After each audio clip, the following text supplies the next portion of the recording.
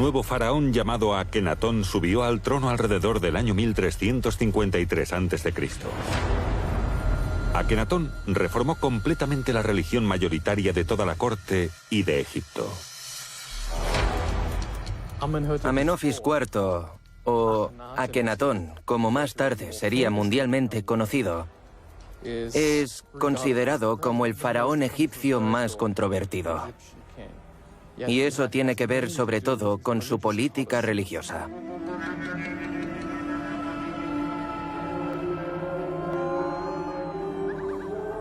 Su reinado comenzó en la capital, Tebas, y al principio sus políticas parecían estar en sintonía con los principios heredados de su padre.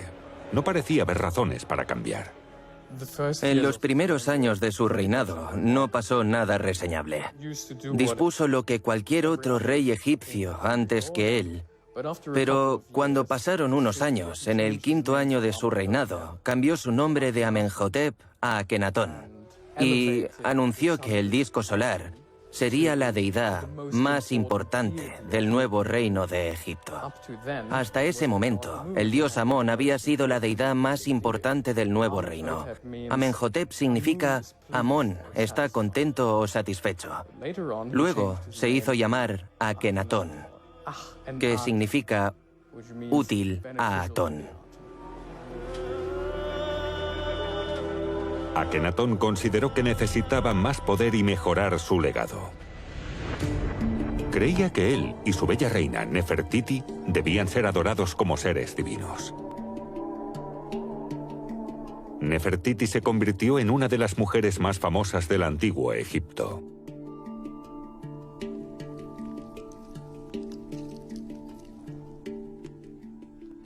Ella era la gran consorte real de Akenatón.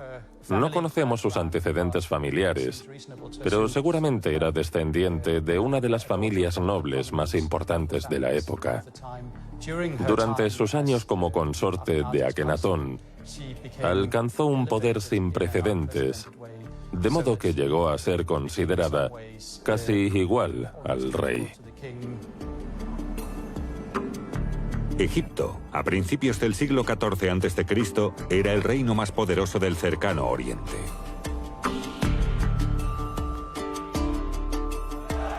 Durante 2 siglos, los faraones de la 18ª dinastía expandieron las fronteras del imperio y sus ejércitos regresaron con riquezas y esclavos.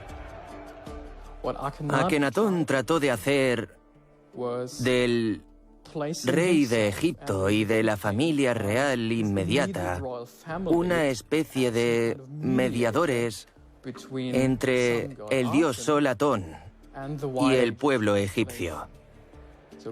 Al abolir una gran parte del panteón egipcio, se aseguró de que la población tendría que recurrir a él y a la familia real para que intercedieran por ellos ante el dios Sol. Por alguna razón desconocida, Akenatón tenía la sensación de que el rey egipcio no era tan poderoso como debería ser.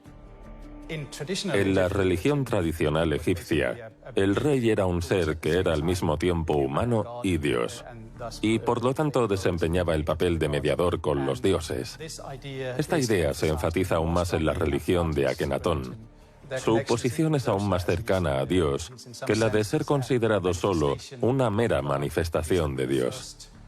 Es el primer ser humano, en cierto sentido, creado por el Sol.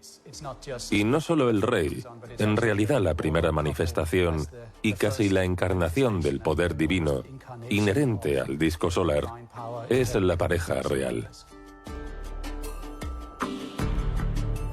Al principio continuó con la tradición de sus antepasados, construyendo estructuras dedicadas al dios Amón en el complejo del templo de Karnak, en Tebas. Pero de repente, los trabajos en honor a Amón se detuvieron.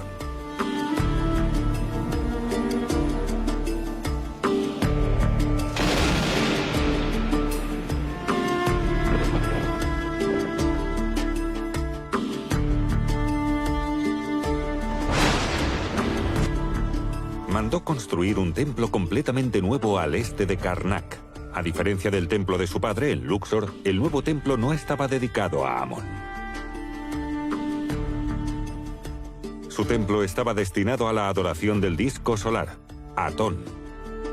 Los nuevos templos fueron decorados con estatuas colosales de Akenatón y Nefertiti.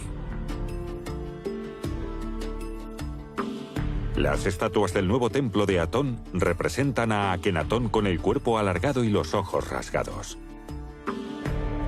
Se cree que esta nueva estética quería darle a su figura un aspecto más divino y piadoso. Los egipcios alineaban todo en una cuadrícula de base cuadrada y trabajaron a partir de eso. Pero esa técnica cambió en la era Amarna, con Akenatón. Convirtió los cuadrados en rectángulos. Y de ahí vienen esos rasgos alargados.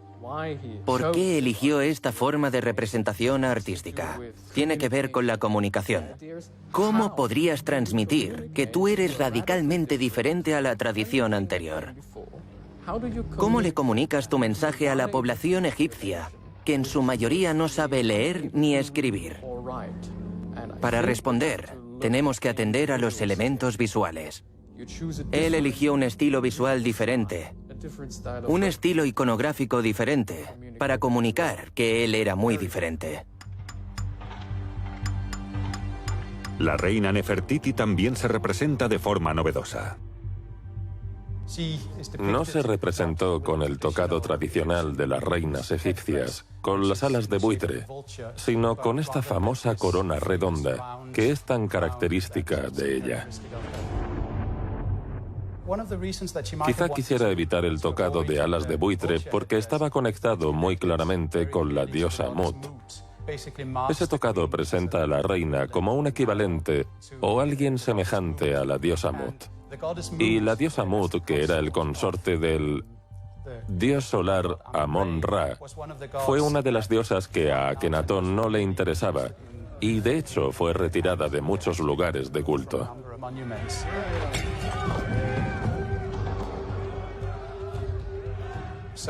Junto con Amón-Ra, Mut fue borrada de muchos murales, por lo que no habría sido apropiado que la reina se asimilara a ese culto. Akenatón toma después la decisión más escandalosa. Decide trasladar toda la capital a una nueva ciudad que construirá a 400 kilómetros de Tebas, El Amarna.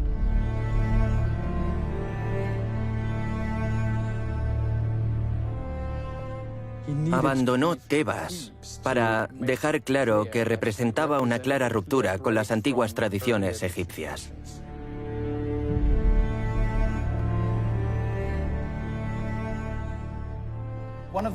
Una curiosidad acerca de El Amarna es que estaba en medio de la nada. No había presencia de otros dioses porque no había ningún otro culto en ese lugar.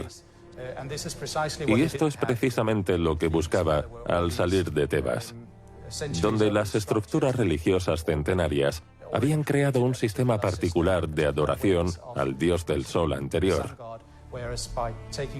Yéndose al desierto, podía crear una nueva ciudad desde cero y adorar al dios sol exactamente como él creía que era apropiado.